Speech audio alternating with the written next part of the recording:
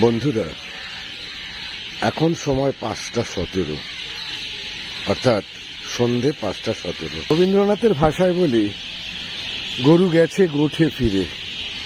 অর্থাৎ এখনের যে লগ্ন, সান্ধ্য লগ্ন, এটাকে বলা হয় গোধূলি বেলা।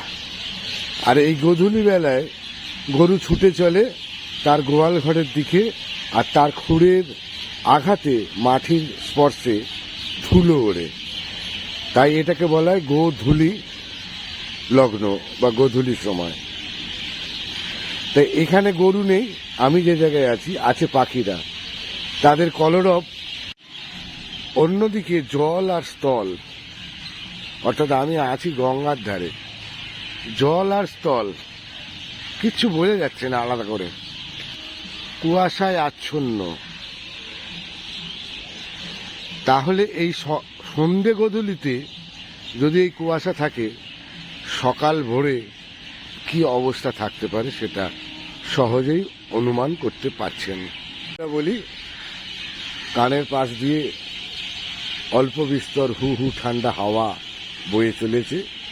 শীতের আমেজ ফেটে পড়েছে এই কৌশিকী অমাবস্যার কিছুটা আগে থেকে। ঠান্ডা এতদিন ছিল না, ঠান্ডা ঠান্ডা ভাব ছিল, আর এখন এমন ঠান্ডা পড়েছে সব ত্রাহি ত্রাহি ডব উঠেছে। তো আসুন আমরা এই সান্ধ্য পরিবেশকে উপভোগ করি আর বলি, ভালো থাকুন, সুস্থ থাকুন, শুভ সন্ধ্যা।